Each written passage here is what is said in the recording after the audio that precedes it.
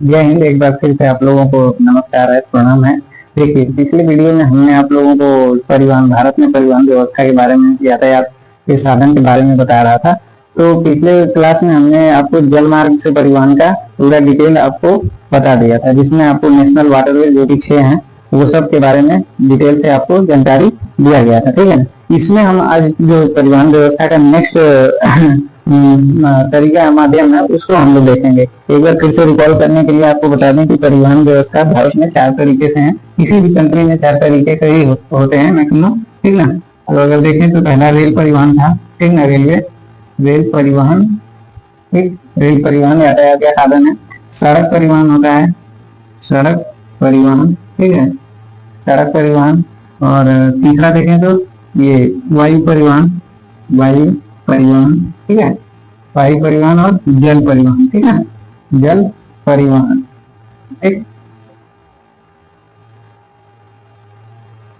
हाँ ठीक है, दिख रहा है, प्रॉपर दिख रहा है। तो मैं देखने गया था कि इसीलिए पूरा आपको सही से नजर आ रहा है कि नहीं। तो ये 4 तरीके का परिवहन व्यवस्था था, जिसमें हम लोगों ने ये जल परिवहन को पिछले क्लास में देख लिया था। ठीक है ना। आज हम लोग देखेंगे ये वायु परिवहन। ठीक है, वायु परिवहन के बारे में। ठीक।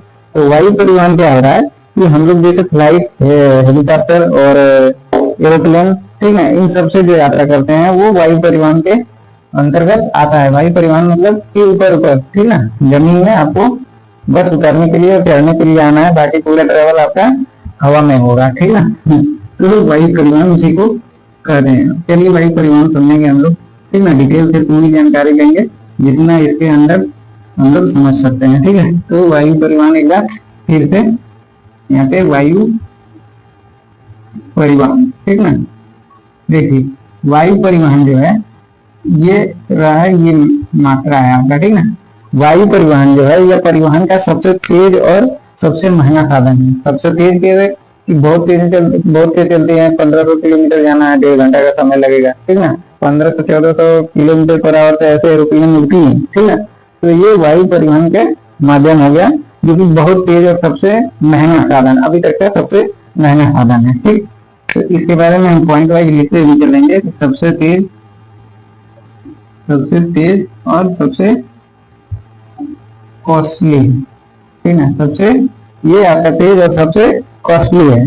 भारत में वायु परिवहन की शुरुआत जो हुई, मतलब एरोप्लेन से यात्रा या फिर हवाई जहाज बोले, हेलीकॉप्टर बोले, से यात्रा जो है वो 1911 में सबसे पहली बार शुरू हुआ। 1911 में। ठीक ना, 1911 में, 1911 में ये हुआ था आपका इलाहाबाद, इस समय का प्रयागराज, उस समय का इलाहाबाद से नैनी तक के लिए। नैनी वहां से, अगर आप लोग कुछ लोग नहीं जानते होंगे नैनी, तो नैनी जो है इलाहाबाद से लगभग 5 किलोमीटर के डिस्टेंस पे है। ठीक ना। पूरा इलाहाबाद में जाता है, बट ये Naini specially jail, Naini central jail है, इसी वजह से नैनी का एक अपना पहचान है। ठीक ना। और हमारा जो टाइम जोन 82.5 डिग्री पूर्वी देशांतर जो है वो भी नैनी से होकर गुजरती है। तो ये नैनी से इलाहाबाद से नैनी। लेकिन ये क्या है कि यातायात के लिए, जो पब्लिक ट्रांसपोर्ट के लिए नहीं था, ये था डाक पार्सल के लिए, था। ठीक ना, पार्सल के लिए। तो सबसे पहले इलाहाबाद से नैनी पार्सल के लिए। अच्छा, इसके बाद जब ये पब्लिक ट्रांसपोर्ट में कब आने लगा यूज में, तो 1927 में, 1927 में जो है नागरिक उड्डयन मंत्रालय, नागरिक उड्डयन ब्रिटिश गवर्नमेंट के अंडर में ही था, नागरिक उड्डयन मंत्रालय। ठीक ना, मिनिस्ट्री, मंत्रालय। जब इसका गठन हुआ तब जाके यह पब्लिक ट्रांसपोर्ट के लिए ये हवाई जहाज वगैरह यूज होने लगे। इसका मतलब कि जो ये वायु परिवहन का जो सबसे ज्यादा विकास हुआ वो 1927 में हुआ। ठीक है ना, 1927 में हुआ। बाद में गवर्नमेंट ने क्या किया कि फिर तो अभी के समय में देखा जाए तो गवर्नमेंट के पास मतलब अपना कुछ भी नहीं है उड़ने के लिए, मतलब पब्लिक ट्रांसपोर्ट के लिए। अभी तो गवर्नमेंट के पास एयर इंडिया थी, वो भी फिर से दिख गई। ठीक ना। तो शुरू में जो भी एयरलाइंस थी ना, शुरू में जब बना था वो सब गवर्नमेंट थी, मतलब सरकारी थी। सरकारी थी उस समय। 2 तरीके का एयरलाइंस था गवर्नमेंट के पास, गवर्नमेंट के पास 2 एयरलाइन थे। एक थी इंडियन एयरलाइन,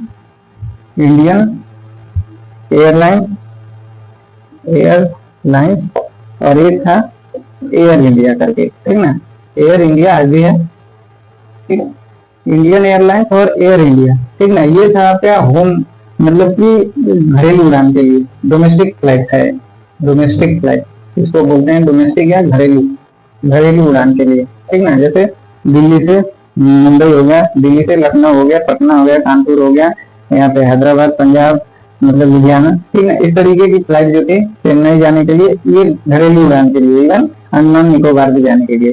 लेकिन जो एयर इंडिया थी वो इंटरनेशनल मतलब उड़ान के लिए थी, इंटरनेशनल उड़ान, अंतरराष्ट्रीय उड़ान, मतलब इंटरनेशनल ट्रेवलिंग के लिए, इंटरनेशनल ट्रेवलिंग के लिए रखा था एयर इंडिया को, ठीक ना। ये इंडियन एयरलाइंस और एयर इंडिया, बाद में गवर्नमेंट ने इन दोनों का मर्ज कर दिया, दोनों को मर्ज करके दोनों का नाम कॉमन ही रख दिया एयर इंडिया, ठीक ना, एयर इंडिया, यानी दोनों को मिला के एयर इंडिया बना दिया। इतना समझ गया आप लोग। अच्छा, नेक्स्ट देखेंगे तो अभी जो भारत में जितने भी फ्लाइट हैं, मतलब कि हवाई जहाज की जो कंपनियां हैं, वो उनका अगर नाम आप लोग अगर देखेंगे तो आपको मोस्टली मिलेगा कौन कौन सा। एक तो मिलेगा इंडिगो, इंडिगो कलर का भी, इसका ब्लू कलर का है, ठीक है, तो इसलिए इंडिगो नाम है इसका, इंडिगो, जिसका मार्केट पे 55% से भी, 55 से 60% तक सबसे ज्यादा भारत में जो घरेलू डोमेस्टिक उड़ान के लिए है, डोमेस्टिक फ्लाइट, वो इंडिगो की है 55 से 60%। अभी एयर इंडिया की है, ठीक ना, टाटा की एयर इंडिया, ठीक ना, एयर इंडिया। और कौन सा है, अकाशा है, अकाशा एयरलाइन, अकाशा एयरलाइन, विस्तारा है, विस्तारा एयरलाइन, और है आपका विस्तारा के बाद आपका एक्सप्रेस है, ठीक है, एक्सप्रेस है। तो ये कुछ प्रकार तरह के एयरलाइंस है इंडिया में जो कि सर्विस दे रही है, ठीक ना। तो इंडिगो का आप देखेंगे तो ये जो है डोमेस्टिक फ्लाइट है, बेसिकली ये इंडिया के अंदर अंदर ही अलग अलग शहरों में जाती है। एयर इंडिया, आकाशा, ये सब विस्तारा, एयर इंडिया का तो ये मतलब कि इंटरनेशनल फ्लाइट ज्यादातर है इसके, ठीक ना। सबसे घटिया जो, मतलब घटिया क्या, ये जो है सबसे सस्ता है इंडिगो, ठीक ना। एयर इंडिया महंगा है, आकाशा वगैरह ये सब थोड़ी महंगी है, एक्सप्रेस और भी महंगा है।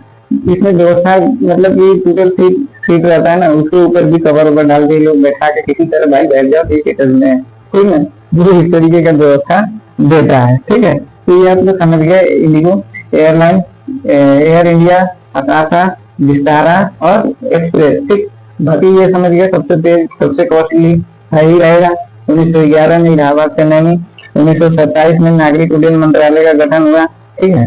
तो गवर्नमेंट ने air India, Indian airline Air India बनाया था शुरू में, ठीक। अब उसके आगे देखते हैं हम लोग, जो इतना भी इसको हटा देते हैं, नेक्स्ट आगे देखेंगे जो और इम्पोर्टेंट पॉइंट है। इसके बाद एयरपोर्ट वगैरह भी देखेंगे, एयरपोर्ट का कॉन्फ़िगरेशन क्या क्या रहता है वहाँ पे, ठीक। इसके बाद देखेंगे जो इंडिया में मेन मेन जो इंटरनेशनल एयरपोर्ट है उसके बारे में देखेंगे। एक पोर्ट होता है जहाँ पानी वाली जहाज है, और एयरपोर्ट जहाँ पे ऊपर वाली हवा वाली जहाज रुकती हैं उतरती हैं, ठीक ना। चलिए, तो इस योजना की शुरुआत में, ठीक ना, मतलब कौन सी योजना, तो 2016 में गवर्नमेंट ने एक योजना लाया, एक पॉलिसी लाई। कौन सी पॉलिसी, उड़ान योजना, उड़ान योजना, ठीक ना, उड़ान योजना, ठीक। पूरे देश का अमीर नागरिक, पूरे देश का अमीर नागरिक, एक्चुअली इसका पूरा नाम है पूरे देश का आम नागरिक, पर आम नागरिक इसमें बैठ ही नहीं पाता है। 5,000 6,000 में अगर आपको दिल्ली से मान लीजिए कि लखनऊ जाना है, इलाहाबाद जाना है, वाराणसी जाना है, तो 4,500 से 5,000 अब तक ये इसका टिकट लगेगा फ्लाइट का। तो आम आदमी 5,000 अगर जाने के लिए, पहली बार तो आम आदमी के पास टाइम का कोई वैल्यू नहीं होता है, वो समय लगा के 14-16 घंटे में भी जाता है दिल्ली, ठीक ना। तो पूरे देश का आम नागरिक इसका फुल फॉर्म है, पूरे देश का आम नागरिक, ठीक है, आम, पूरे देश का आम नागरिक, ठीक। अच्छा, ये तो योजना हो गई जिसका लाभ केवल अमीर ही ले रहे हैं, हम लोग नहीं ले पा रहे, ठीक है। अच्छा, कुछ एयरपोर्ट के बारे में होता है कि जैसे एयरपोर्ट अगर देखा जाए तो एक होता है green field airport, green field airport. Green field airport क्या होता है कि जैसे नया नए एयरपोर्ट का निर्माण, जब नए जैसे कोई शहर है, मान लीजिए कोई बड़ी शहर जैसे कि मुंबई मान लीजिए, मुंबई में एक पहले से एयरपोर्ट है CSMT, जो कि छत्रपति शिवाजी महाराज टर्मिनस, ठीक ना, टर्मिनस। तो ग्रीन फील्ड एयरपोर्ट क्या होता है कि मेन जो सेंटर मेन सिटी जो होता है उसके एयरपोर्ट पे थोड़ा सा लोड कम करने के लिए, क्योंकि नेशनल इंटरनेशनल पूरी फ्लाइटें उधर ही आके रुकती हैं, तो उसके लोड को कम करने के लिए उसी के कुछ दूरी पे एक एयरपोर्ट बना दिया जाता है, जो कि फुल्ली ग्रीन एनर्जी से चलेगा, मतलब सोलर एनर्जी वगैरह, वहाँ पे सोलर एनर्जी का व्यवस्था प्रॉपर रहेगा, उसी से पूरा एयरपोर्ट संचालित होता है। तो उसको ग्रीन फील्ड एयरपोर्ट मतलब न्यू एयरपोर्ट डेवलप करना, एयरपोर्ट डेवलप करना। जैसे अगर आप मुंबई में देखेंगे तो मुंबई में पहले से CSMT, ठीक है, CSMT ये सांता क्रूज के पास, सांता क्रूज के पास जुहू बीच के आसपास है ये एयरपोर्ट CSMT। लेकिन अभी जो है नवी मुंबई में, नवी मुंबई जो है, नवी मुंबई में एक एयरपोर्ट बना है, ठीक ना, अभी हाल ही में उसका इनॉग्रेशन भी हुआ है, ठीक ना, नवी मुंबई एयरपोर्ट, जो कि है DY Patil international airport. DY Patil ये भी इंटरनेशनल एयरपोर्ट ही है, DY पाटिल इंटरनेशनल एयरपोर्ट, जो कि यहाँ पे DY पाटिल स्टेडियम भी है, ठीक ना, नवी मुंबई में भी में ही DY पाटिल इंटरनेशनल स्टेडियम भी है और यहाँ पे एयरपोर्ट भी हो गया है। अच्छा, एक होता है एक होता है ग्रीन फील्ड एयरपोर्ट और एक होता है ये brown field airport. Brown field airport, brown field airport क्या होता है कि पुराना ही एयरपोर्ट को सजा धजा के, चमका दमका के, ठीक ना, ग्रीनरी डेवलप करके कुछ उसमें सोलर लाइट भी लगा देना, ठीक ना। तो इससे जो पुराने ओल्ड एयरपोर्ट का सुधार किया जाता है, ओल्ड एयरपोर्ट का, उसको बोलते हैं ब्राउन फील्ड एयरपोर्ट। तो ये समझ गए आप लोग कि ग्रीन फील्ड एयरपोर्ट क्या होता है और ब्राउन फील्ड एयरपोर्ट क्या होता है। अच्छा, अब एयरपोर्ट के बारे में थोड़ा सा देख लेते हैं कि एयरपोर्ट पे क्या क्या होता है, ठीक है। इधर जहाजें खड़ी रहती हैं, रनवे किधर होता है, टर्मिनल किधर होता है, टैक्सी वे किधर होता है, ठीक है, ये सब हम लोग देख लेते हैं थोड़ा सा। इसके बाद फिर आपको जो भी एयरपोर्ट है इंडिया में, इंटरनेशनल एयरपोर्ट, उन सब के बारे में आपको हम बताते हैं, ठीक है।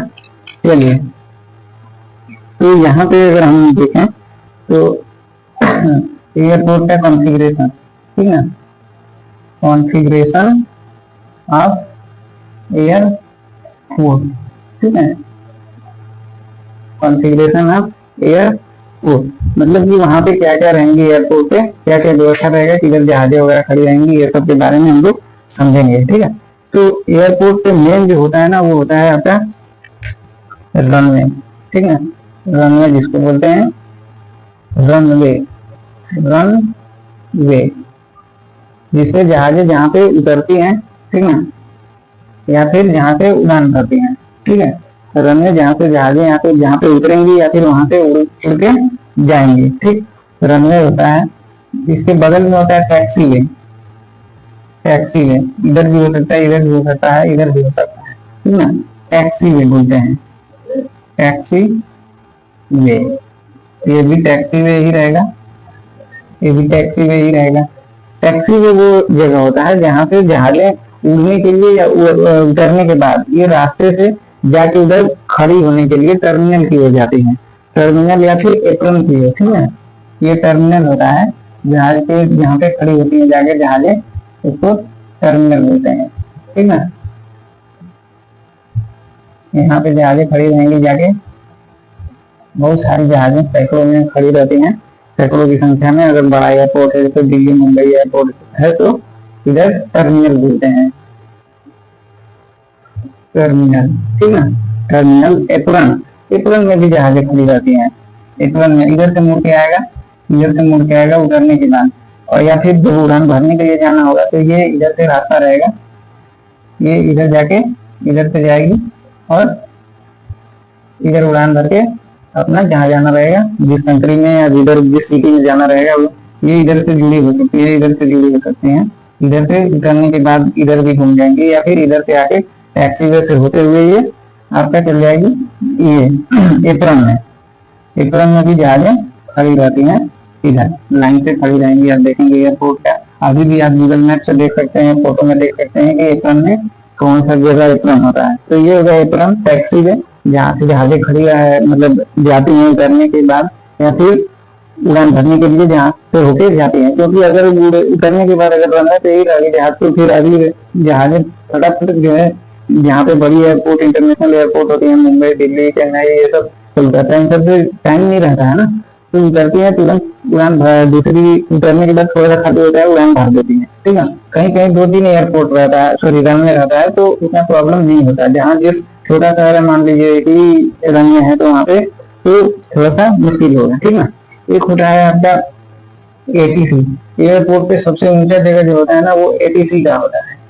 एटीसी ये थोड़ा सा सबसे ऊंचा देखेंगे ना, टावर बना रहेगा पानी की टंकी की तरह, सबसे ऊंचा रहेगा, जहाँ पे एटीसी बैठता है, एयर ट्रैफिक कंट्रोलर बोलते हैं उसको, एटीसी को। ठीक है, मतलब कि यही सबको सभी जहाजों को डायरेक्शन देगा कि क्या करना है, कि कौन सी जहाज अभी आ रही है, लैंड करने वाली है, या फिर कौन सी जहाज उड़ान भरने वाली है, किस डिग्री पे कौन सी जहाज, मतलब कितने डिग्री पे करना है उड़ान, मतलब लैंडिंग के समय। ठीक है, कौन सा पाथ फॉलो करते हुए आपको जाना है, जिस सिटी में, जिस कंट्री में जाने वाले हैं। ठीक है, तो ये पूरा हो गया आपका कॉन्फ़िगरेशन एयरपोर्ट का। ठीक है, आगे आप हम तो ये आप समझ गए। अब आगे मैं आपको बता रहा हूँ कुछ जो कि जहाजें बनाने वाली कंपनियां हैं। एक्चुअली भारत में कोई भी कंपनी ऐसा नहीं है जो जहाज बनाती हो, बड़ी जहाजें, छोटी जहाजें वगैरह बनाते हैं, बट उतना सक्सेस नहीं है भारत जहाज बनाने में। ठीक है, जहाज बनाने में आज भी हम लोग दूसरे देशों पे आश्रित हैं पूरी तरीके से। ठीक है, तो एक है आपका 2 बड़ी कंपनियां हैं जो इंटरनेशनल कंपनी हैं जो कि जहाजें बनाती हैं। ठीक है, एक है आपका अमेरिका का, यूएसए का बोइंग, बोइंग कंपनी जो कि जहाज बनाती है, और एक फ्रांस का है एयरबस, एयरबस। ये कहाँ का है? फ्रांस का। फ्रांस है यूरोपीय यूनियन, बोलिए यूरोपियन यूनियन या फ्रांस। ठीक है ना, यूरोपियन यूनियन का सबसे बड़ी जो जहाज बनाने वाली कंपनी एयरबस और बोइंग। सबसे ज्यादा आपको इसी कंपनी का इंडिया में देखने को मिलेगा, और भी कंट्रीज में यही वाली जहाजें 2 तरीके की देखने को मिलेंगी। ठीक है, अब इसमें भी देख लेते हैं कौन कौन सी जहाजें एयरबस बनाता है और कौन सा बोइंग बनाता है। ठीक है, तो 2 हम इधर डिवाइड करके 2 तरफ लिख देते हैं। ये एयरबस का हो गया, एयरबस की जहाजें, और बोइंग कंपनी की जहाजें। ठीक ना, यूएसए का है, अमेरिका का, ये फ्रांस का। ठीक ना, फ्रांस का है। तो एयरबस का जो जहाज है वो 3 तरीके की जहाज बनाती है। ठीक ना, एयरबस A320, ठीक ना, एयरबस A320, एयरबस A350 और एयरबस A380 की जहाज बनाती है। ठीक है, ये 3 तरीके की जहाज बनाती है। ठीक उसी तरीके से बोइंग भी है, अमेरिका की, ये बनाती है बोइंग 737।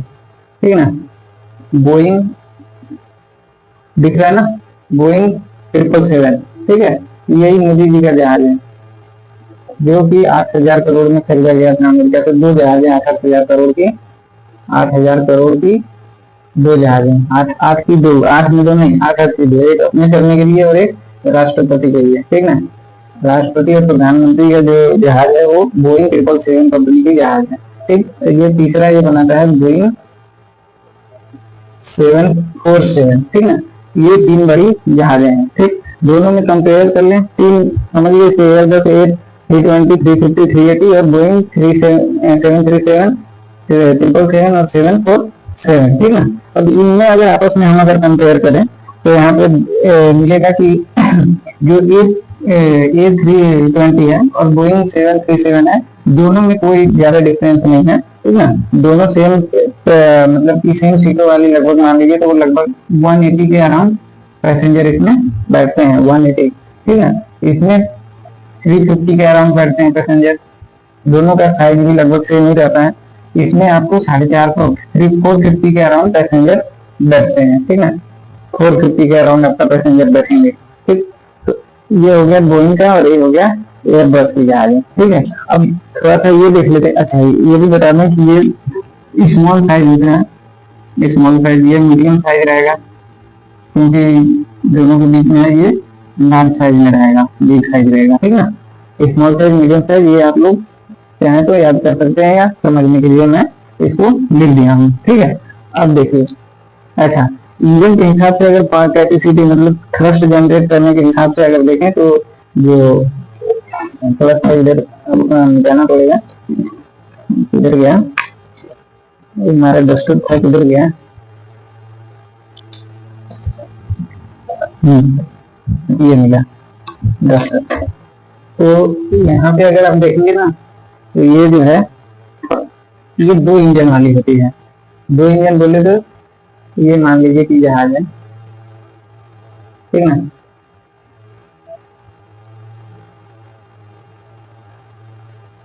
ये आपका जहाज हो गया ना, ये कॉकपिट हो गया, ये आपका ठीक है। 2 इंजन मतलब कि एक इंजन यहाँ पे रहेगा और एक इंजन यहाँ पे रहेगा, डबल इंजन की सरकार, ठीक है। और यूपी और बिहार और इधर इंडिया मतलब सेंटर में जो भी बीजेपी की गवर्नमेंट है इसलिए डबल इंजन की सरकार बोलते हैं। तो ये डबल इंजन की है 737। बोइंग 777 भी डबल इंजन की है, साइज बड़ा है, मतलब एक इधर इंजन एक इधर इंजन। इसमें फ्यूल भरा रहता है जहाजों का, फ्यूल इसके जो डायना होता है, विंग्स होते हैं, उसमें भरा होता है। और जो बोइंग 747 और ये 380 एयरबस का ये 380 है, इसमें ये 4 इंजन वाली होती है, ढारा एकदम करती है ऐसे ऐसे करके एकदम, है ना, पूरा पूरा जब वो आएगी तो ऐसे पूरा जगह छेक लेगी। तो ये हो गया आपका बोइंग 747, ठीक है। ये यहाँ पे भी रहेगा इंजन और एक यहाँ पे भी रहेगा, 4 दो इंजन दोनों तरफ रहेंगे, मतलब बहुत हैवी हो जाता है ये ना, ठीक, समझ गया। अब देखें तो ये अच्छा इसका थोड़ा और देख लें कि मॉडल किस तरीके का होता है जहाजों का डिजाइन। तो जहाजों का डिजाइन 2 तरीके का होता है, ठीक है। जो इधर ये पहला स्मॉल और मीडियम वाला जहाज रहेगा वो उसका सीटिंग अरेंजमेंट कुछ इस तरीके से होता है, एक स्मॉल साइज और जो बिग साइज होता है। स्मॉल साइज में क्या रहेगा, 3 सीटें इधर रहेंगी, 3 सीटें इधर रहेंगी, बीच में वाकवे रहेगा, ठीक है। इसमें 3-3 के 3 लाइन होते हैं, 3-3 सीटों के 3 लाइन। जैसे 2 नंबर ये एक है तो एक में ये 1A हो गया, 1B हो गया, 1C हो गया, इधर 1D हो गया, 1E हो गया और F हो गया। 6 लोग एक लाइन में बैठेंगे और इधर 1 अगर है ये रो 1 2 3 A B C 3 सीटों का रहेगा, ये D E और F, फिर G H और I इस तरीके का रहता है जहाजों का मॉडल, ठीक है। ये छोटी जहाज में रहेंगी तो ये, और बड़ी जैसे बोइंग 747 और एयरबस 380 का रहेगा तो इस तरीके का, ठीक है। इतना आप लोग समझ गए। अच्छा इसके आगे हम लोग समझते हैं कि एयरपोर्ट के बारे में समझते हैं हम लोग। इंडिया में जो भी बड़े एयरपोर्ट हैं, ठीक है, इंटरनेशनल एयरपोर्ट हैं, क्या क्या नाम है उसका, वो सब हम लोग देख लेते हैं, ठीक है। तो ये मैं पूरा थोड़ा सा इंडिया का मैप बनाना पड़ेगा, इसलिए ये पूरा मैं हटा देता हूँ, ठीक है। तो हम लोग इधर समझ लेंगे कि कौन कौन से एयरपोर्ट हैं अपने कंट्री में, ठीक है ना। बड़े बड़े छोटे एयरपोर्ट तो उतना नहीं, जो बड़े एयरपोर्ट हैं उनके बारे में थोड़ा सा हम लोग देखेंगे, ठीक है। तो चलिए एयरपोर्ट के बारे में अगर हम बताएं आप लोगों को, तो जो भारत में जो एक लगभग जैसे मान लीजिए कि 28 राज्य और 8 केंद्र शासित प्रदेश हैं, तो हम जो राज्यों के जो मेन एयरपोर्ट है उसके बारे में मैं आपको बता दे रहा हूँ, बाकी आप लोग देख लेना अपने हिसाब से, ठीक है ना। तो हम बना दें यहाँ पे इंडिया का मैप, तो ऊपर से भी हटा ही देते हैं, जो ये परिवहन व्यवस्था लिखा हुआ है उसको यहाँ पे एयरपोर्ट लिख देते हैं, ठीक है ना। यहाँ कॉर्नर से एयरपोर्ट लिख देते हैं, एयरपोर्ट, ठीक है ना। इंडिया में देखें तो थोड़ा सा बड़ा मैप रहेगा तो तभी सब आएगा, वरना नहीं आ पाएगा ना। तो ऊपर से थोड़ा छोटा हो गया, थोड़ा और नीचे से बनाते हैं।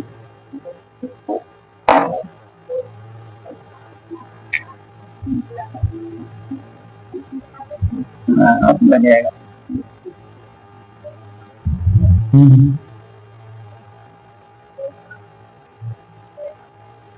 ठीक है, हाँ ठीक है, ठीक।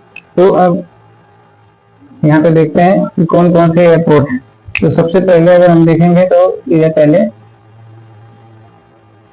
श्रीनगर एयरपोर्ट, श्रीनगर जो एयरपोर्ट है, हम स्टेट का नाम नहीं लिख रहे हैं, आप समझ जाइएगा कि कहाँ पे कौन सा स्टेट होगा, बस एयरपोर्ट का नाम लिख रहे हैं, ठीक है ना। श्रीनगर एयरपोर्ट में देखे तो श्रीनगर में है शेख आलम एयरपोर्ट, शेख आलम एयरपोर्ट, ठीक है, शेख आलम एयरपोर्ट। इधर अगर हम लोग देखें चंडीगढ़ में, यहाँ पे पंजाब में यहाँ पे अगर चंडीगढ़ में देखें तो चंडीगढ़ में शहीद भगत सिंह एयरपोर्ट, शहीद भगत सिंह एयरपोर्ट नाम सुन, अगर यहाँ पे अच्छे से आप लोगों को नहीं दिख रहा होगा तो जो मैं बोल रहा हूँ इसको आप लोग सुनते जाइएगा, ठीक है। ऐसे अगर याद करेंगे तो ज्यादा प्रॉब्लम नहीं होगी, अगर मैं इधर से एक लाइन से लिखूंगा तो आप लोग को याद करने में प्रॉब्लम होगा, इसलिए हम डायरेक्ट नक्शे में ही बना दे रहे हैं, ठीक है। तो चंडीगढ़ में शहीद भगत सिंह एयरपोर्ट, भगत सिंह एयरपोर्ट। अमृतसर में अगर हम देखेंगे, अमृतसर में तो वो है आपका गुरु Ramdas ji airport, Ramdas ji international airport, ठीक है, एयरपोर्ट इंटरनेशनल एयरपोर्ट की हम देख रहे हैं ज्यादा पे, ठीक है। सभी इंटरनेशनल एयरपोर्ट हैं जो हम यहाँ पे राइट डाउन करेंगे, ठीक है। तो गुरु रामदास जी इंटरनेशनल एयरपोर्ट, गुरु रामदास जी कौन थे, तो सिखों के चौथे गुरु थे, ठीक है ना। इधर गया लाल वाला, ये रहा, ठीक है। अब देखते हैं दिल्ली में, दिल्ली में कौन सा एयरपोर्ट है, दिल्ली में आपको मिलेगा Indira Gandhi international airport, IG short में लिख दिए, पालम में है इंदिरा गांधी इंटरनेशनल एयरपोर्ट। अगर हम राजस्थान में देखें तो जयपुर में यहाँ पे मिलेगा आपको जयपुर एयरपोर्ट ही इसका नाम है, ये सबसे सही है, मतलब जो से स्टेट का कैपिटल है वो जयपुर इंटरनेशनल, बाकी नाम से आपको याद नहीं रखने की जरूरत है। ये लद्दाख है, इसलिए यहाँ पे हम बना दिए हैं लद्दाख। ये जयपुर इंटरनेशनल एयरपोर्ट, यहाँ पे गुजरात में देखेंगे तो सरदार वल्लभ भाई इंटरनेशनल एयरपोर्ट, सरदार वल्लभ भाई इंटरनेशनल एयरपोर्ट, ठीक है। नेक्स्ट देखेंगे यहाँ पे तो महाराष्ट्र में आपको मिलेगा यहाँ पे मुंबई, मुंबई में है आपके CSMT छत्रपति शिवाजी महाराज टर्मिनस, ठीक ना। महाराष्ट्र में ही आपको यहाँ पे मुंबई में ही, नवी मुंबई में मिल जाएगा आपको DY पाटिल, अभी हम आपको बताए थे DY Patil international airport. Nagpur में आपको मिलेगा यहाँ पे नागपुर में बाबा Saheb Ambedkar airport international airport, Ambedkar international airport, Bhimrao Ambedkar international airport, ठीक है। फिर अगर इसके नीचे आएंगे तो गोवा, गोवा में आपको मिल जाएगा Mopa airport, Mopa international airport, Mopa international airport. एक है डाबोलिम, 2 इंटरनेशनल एयरपोर्ट है डाबोलिम, छोटा सा राज्य है लेकिन 2 इंटरनेशनल एयरपोर्ट है, क्योंकि वो टूरिस्ट प्लेस है ना, तो बहुत सारे लोग गोवा में आते हैं ठंडी के दिनों में, तो डाबोलिम इंटरनेशनल एयरपोर्ट। कर्नाटक में बेंगलोर में अगर आप देखेंगे तो बेंगलोर में आपको कैंपगोड़ा इंटरनेशनल एयरपोर्ट देखने को मिलेगा, कैंपगोड़ा, कैंपगोड़ा, ठीक है, कैंपगोड़ा इंटरनेशनल एयरपोर्ट बेंगलुरु, बेंगलुरु, ठीक। यहाँ पे गोवा था, यहाँ मुंबई था, ये नागपुर है, ठीक है, समझ गए। गोवा, यहाँ पे गोवा में मोपा और डाबोलिम, ठीक। अब यहाँ पे केरला में अगर देखेंगे तो आपको मिलेगा Kochi Trivandrum airport, Trivandrum international airport, और एक मिलेगा Kochi international airport, Kochi port भी था और एयरपोर्ट भी है, थोड़ा सा त्रिवेंद्रम और नीचे है, ठीक है ना, त्रिवेंद्रम इंटरनेशनल एयरपोर्ट, ठीक। अब यहाँ पे तमिलनाडु में अगर देखेंगे, इधर से घूमेंगे वापिस ऊपर, चेन्नई में मिलेगा मीनाम्बकम, चेन्नई में मिलेगा मीनाम्बकम इंटरनेशनल एयरपोर्ट। यहाँ पे अगर हैदराबाद में देखेंगे तो राजीव गांधी इंटरनेशनल एयरपोर्ट, हैदराबाद में राजीव गांधी इंटरनेशनल एयरपोर्ट, ठीक है। यहाँ पे आप उड़ीसा में अगर आ जाएंगे तो उड़ीसा में भुवनेश्वर में आपको मिलेगा बीजू पटनायक इंटरनेशनल एयरपोर्ट, बीजू पटनायक, ठीक ना, कहाँ है तो भुवनेश्वर में, ठीक। कोलकाता में आएंगे तो सुभाष चंद्र बोस इंटरनेशनल एयरपोर्ट, नेताजी सुभाष चंद्र बोस, नेताजी सुभाष चंद्र बोस, ये हम शॉर्ट में लिख दिए हैं, ठीक ना, नेताजी सुभाष चंद्र बोस इंटरनेशनल एयरपोर्ट कोलकाता, ठीक है। अब देखिए इधर हो गया, यहाँ पे छत्तीसगढ़ में, उड़ीसा में अगर आप देखेंगे तो, सॉरी, छत्तीसगढ़ के राजधानी रायपुर, रायपुर में आप अगर देखेंगे तो आपको मिलेगा Valmiki international airport, Valmiki, sorry Valmiki नहीं, स्वामी विवेकानंद, वाल्मीकि महर्षि वाल्मीकि तो इधर मिलेगा आपको अयोध्या में। तो यहाँ पे मिलेगा आपको रायपुर में कौन सा मिलेगा, स्वामी विवेकानंद, स्वामी विवेकानंद इंटरनेशनल एयरपोर्ट, ठीक है। यहाँ पे अगर आप देखेंगे झारखंड में, तो झारखंड में मिलेगा रांची में आपको बिरसा मुंडा इंटरनेशनल एयरपोर्ट, बिरसा, अगर आपको सही से नहीं दिख रहा होगा तो हम जो बोल रहे हैं उस पर आप लोग विश्वास करिएगा कि मैं वही बोल रहा हूँ जो लिख रहा हूँ, ठीक ना। बिरसा मुंडा इंटरनेशनल एयरपोर्ट हो गया ये, रांची झारखंड में हो गया, ठीक ना। अभी अगर बिहार में देखेंगे तो बिहार में आपको पटना में मिलेगा, पटना में जयप्रकाश नारायण, प्रकाश नारायण इंटरनेशनल एयरपोर्ट, ठीक ना। जेल भरो आंदोलन में जयप्रकाश नारायण, लालू यादव, नीतीश कुमार, ये सब मेन लीड रोल रखते हैं, ठीक ना, 1974-5 में, ठीक है, जब इंदिरा गांधी के खिलाफ। तो ये जयप्रकाश इंटरनेशनल एयरपोर्ट हो गया। गया इंटरनेशनल एयरपोर्ट भी यहीं पे है, गया का नाम गया इंटरनेशनल एयरपोर्ट ही है, ठीक है। तो इधर से पूरा देख लिए। अब यहाँ पे एक त्रिपुरा में आपको देखने को मिलेगा, त्रिपुरा है ना अपना, त्रिपुरा में मिलेगा आपको महाराजा वीर विक्रम सिंह हवाई अड्डा, ठीक है, महाराजा वीर विक्रम सिंह हवाई अड्डा। इधर आए तो इधर पूरा देखें। अरुणाचल प्रदेश में आपको मिलेगा दोनी पोलो इंटरनेशनल एयरपोर्ट, दोनी पोलो हवाई अड्डा, ठीक है, दोनी पोलो हवाई अड्डा।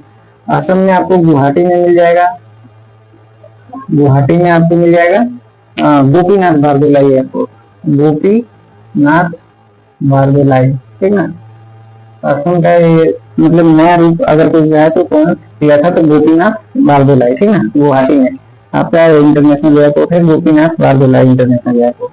इधर हम लोग एमपी में देखेंगे तो एमपी में आपको इंदौर में मिलेगा आपको अहिल्याबाई होलकर इंटरनेशनल एयरपोर्ट, अहिल्याबाई होलकर, ठीक ना, अहिल्याबाई होलकर। इंदौर में स्टेडियम दिया है अपना क्रिकेट का, अहिल्याबाई होलकर इंटरनेशनल एयरपोर्ट।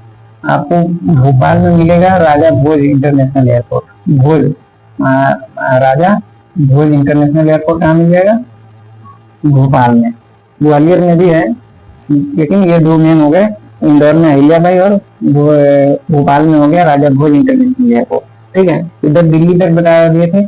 इधर आप उत्तराखंड में अगर देखेंगे तो उत्तराखंड में देहरादून में आपको मिलेगा, देहरादून में कौन सा है, देहरादून में आपको मिलेगा जॉलीग्रांट इंटरनेशनल एयरपोर्ट,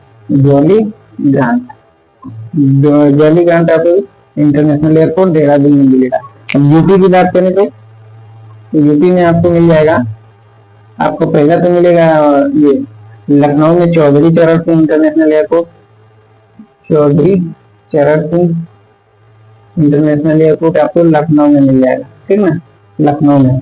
वाराणसी में आपको मिल जाएगा, यहाँ पे वाराणसी में मिलेगा ये लाल बहादुर